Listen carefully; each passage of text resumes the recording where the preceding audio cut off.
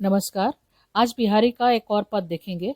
बिहारी की विशेषता के बारे में आप जानते हैं कि वे गागर में सागर भर देते थे। थोड़े से शब्दों में बहुत बड़ी बात कहने की कला बिहारी में थी। इसीलिए उनके पदों के बारे में कहा जाता है, सतसैया के दोहरे जो नावक के तीर, देखन में छोटे लगे, घाव करे गंभीर। बिहारी की दोहों की विशेषता ये है जिसमें उन्होंने नायिका के नेत्रों के सौंदर्य का वर्णन किया है। चमचमात चंचल नयन बिच घूंघट पट झीन, मानहु सुर सरिता बिमल, द्रुग उछरत जुग मीन। चमचमात चंचल नयन, नायिका के नयन आंखें इस तरह से चमक रही हैं। किसमें से? पट झीन, पट यानी कपड़ा। नायिका ने जो घूंघट लिया हुआ है उसका कपड़ा जो है वो झीना है, पतला है, जिसमें से नायिका की आंखें जो है कैसे लग रही हैं? मानहु सुर सरिता बिमल, द्रुग उछरत जुग मीन। मानहु मानो, यहाँ पर उत्प्रेक्षा अलंकार है। मानो, जानो, इस तरह के जब शब्द आते हैं तो उसमें उत्प्रेक्षा अलंकार होता है। तो मानहु सुर सरिता, सुर देवता, सरिता नदी, देवताओं की नदी यानी गंगा, गंगा नदी में मानहु सुर सरिता बिमल, बिमल विमल, जिसमें मल नहीं है, जिसमें गंदगी नहीं है, एकदम स्वच्छ, विमल यानी स्वच्छ। मानहु सुर सरिता बिमल, द्रुग उछरत जुगमीन, द्रुग यानी आंखें, है ना, आंखें। द्रुग उछरत जुगमीन, जुग यानी दो, दो जुग, दो, जुग शब्द से ही, दो से ही योग शब्द बनता है।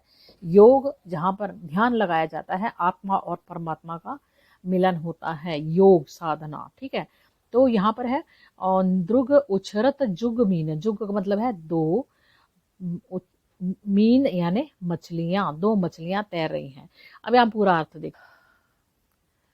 घूंघट में से नायिका का जो चेहरा है बहुत सुंदर लग रहा है। उसकी जो आंखें हैं ऐसे लग रही हैं जैसे स्वच्छ गंगा जल में तैरती हुई दो मछलियां। ठीक है, इस तरह से अर्थ बताया है। एक और बड़ा अच्छा उदाहरण है उनका, जहां पर ध्यान लगाने के बारे में कहा गया है कि किसी भी चीज में अपना ध्यान एकाग्रित करके उस चीज को समझना कितना जरूरी होता है। तंत्री नाद कवित रस रस राग रति रंग, अन बूढ़े बूढ़े तिरे जो बूढ़े सब अंग। कोई वाद्य बज रहा है, वीणा बज रही है। तंत्री का मतलब तार से बजने वाला कोई भी वाद्य हो सकता है, वीणा है, गिटार है, कोई भी आप समझ सकते हैं। तंत्री नाद, नाद यानी आवाज, तंत्री नाद कवित रस, कविता का रस। आप अगर कोई कविता सुन रहे हैं तो उसे पूरी तरह से शुरू से ध्यान से सुनेंगे तो आपको अच्छी तरह से समझ में आएगा। नहीं तो कई बार क्या होता है कि हम कवि काव्य सम्मेलन में बैठे होते हैं और कविताएं सुन रहे होते हैं, लेकिन जब कविता को हम पूरा ध्यान से नहीं सुनते और उसका जो अंत होता है, आखिरी होता है, अगर कोई कॉमेडी कविता है, अंत होता है और सभी लोग एकदम हंस पड़ते हैं, तो हमें समझ ही नहीं आता कि क्यों सारे लोग हंस रहे हैं। क्यों? क्योंकि हमने शुरू से वो सुना ही नहीं होता, इसलिए उसके अंदर का जो सौंदर्य है, उसका जो उसके अंदर जो हास्य रस है वो हम तक पहुंचता ही नहीं। बाकी लोग जब हंस रहे होते तब हम उनकी तरफ देखते हैं कि हमने मिस कर दिया, है ना, हमारा हमसे वो मिस हो गया। तो इसीलिए किसी भी चीज को आप ध्यान से सुने। कविता का रस भी इसी तरीके से होता है कि आप उसे शुरू से लेकर आखिर तक ध्यान से सुनेंगे, तभी आप उसमें आनंद ले पाएंगे। नहीं तो हम रीते के रीते रह जाते हैं। फिजिकल हम वहां पर होते हैं लेकिन मेंटली हम कहीं और उलझे होते हैं। इस वजह से हम वहां पर जो चल रहा होता है उसका आनंद नहीं उठा पाते। तो तीन चार चीजें हैं। तंत्री नाद कवित्त रस सरस राग रति रंग, अन बूढ़े बूढ़े तिरे जो बूढ़े सब अंग। अब यहाँ पर विरोधाभास अलंकार है। जो नहीं डूबता वो डूब जाता है और जो डूबता है वो तैर जाता है। आप लोग तैरना जानते होंगे तो आपको पता है किनारे पर बैठकर या किताब पढ़कर हम तैरना नहीं सीख सकते, है ना।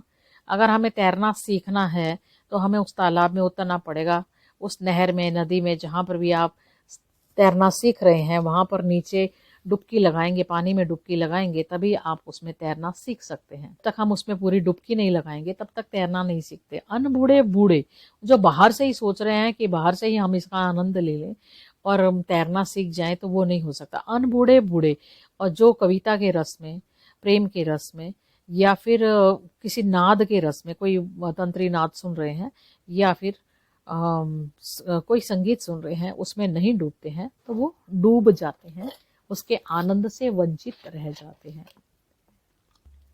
तो यहाँ पर विरोधाभास है। अगर विरोधाभास का एक और उदाहरण हम देखते हैं, या अनुरागी चित्त की गति समझे नहीं कोय, जो जो बूढ़े श्याम रंग त्यों त्यों उज्जवल होए।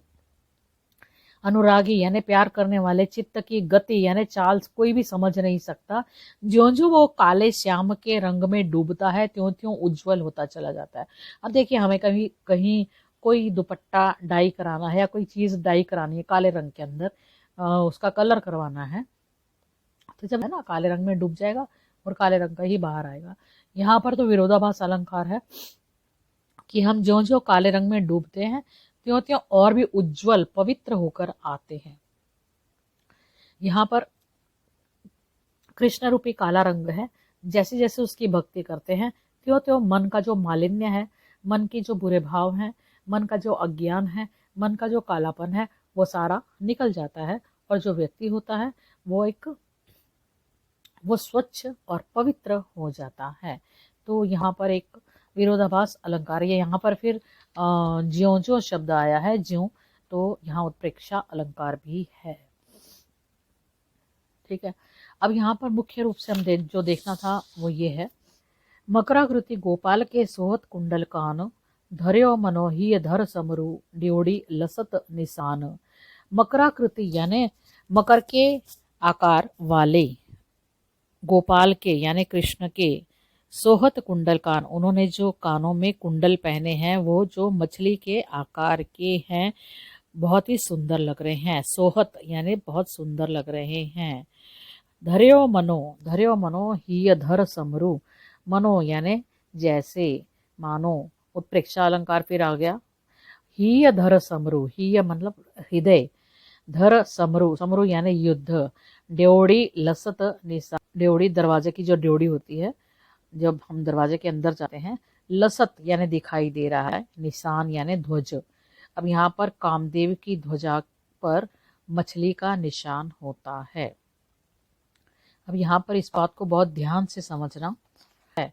तो कानों के द्वारा उसके सौंदर्य की विशेष बातें हमारे हृदय तक पहुंची हैं कि राधा दिखने में बहुत सुंदर है, और उसके सौंदर्य के बारे में जब कृष्ण ने सुना तो वो उसके प्रेम में पड़ गए।